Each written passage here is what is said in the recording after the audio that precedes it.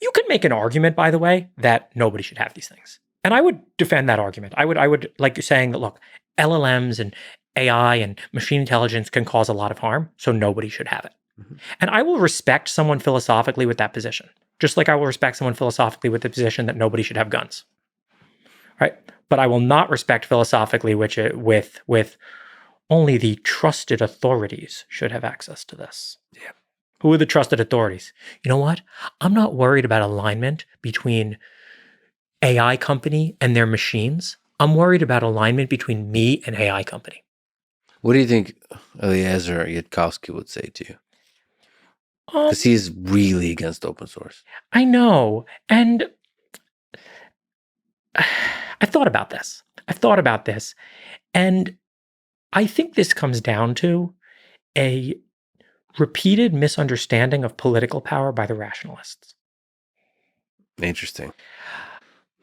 I think that Eliezer Yudkowsky is scared of these things, and I am scared of these things too. Mm-hmm. Everyone should be scared of these things. These things are scary.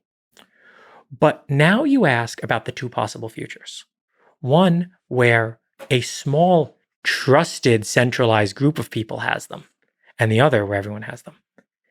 And I am much less scared of the second future than the first. Well, there's a small, trusted group of people that have control over our nuclear weapons. There's a difference. Again, a nuclear weapon cannot be deployed tactically, and a nuclear weapon is not a defense against a nuclear weapon. Except maybe in some philosophical mind game kind of way. But AI is different how exactly? Okay.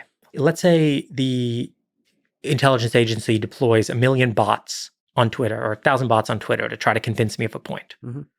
Imagine I had a powerful AI running on my computer saying, okay, nice psyop.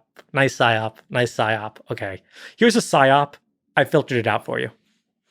Yeah, I mean, so you have fundamentally hope for that, for the defense of psyop. I'm not even I don't even mean these things in truly horrible ways. I mean these things in straight up ad blocker, right? Yeah. Straight up ad blocker, right? I don't want ads. Yeah. But they are always finding, imagine I had an AI that could just block all the ads for me.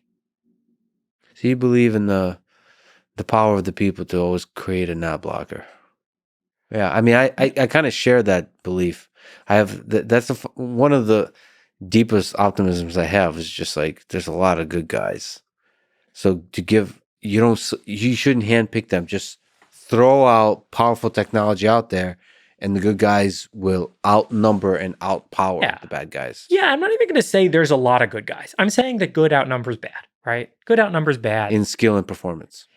Yeah, definitely in skill and performance, probably just in number too. Probably just in general. I mean, if you believe philosophically in democracy, you obviously believe that. That good outnumbers bad. Yeah. And if you give it to a small number of people, there's a chance you gave it to good people, but there's also a chance you gave it to bad people. If you give it to everybody, well, if good outnumbers bad, then you definitely gave it to more good people than bad. That's really interesting. So that's on the safety grounds, but then also, of course, there's other motivations, like you don't want to give away your secret sauce. Well, I respect capitalism. I think that it would be polite for you to make model architectures open source and fundamental breakthroughs open source. I don't think you have to make weights open source. You know what's interesting is that there's so many possible trajectories in human history where you could have the next Google be open source. So, for example, I don't know if that connection is accurate, but Wikipedia made a lot of interesting decisions not to put ads. Wikipedia is basically open source. You could think of it that way. Yeah. And that's one of the main websites on the internet. Yeah. And it didn't have to be that way. It could have been Google could have created Wikipedia, put ads on it. You could probably run amazing ads now on Wikipedia. You wouldn't have to keep asking for money. But it's interesting, right? So Llama, open source Llama, derivatives of open source Llama might win the internet. I sure hope so. I hope to see another era. The kids today don't know how good the internet used to be.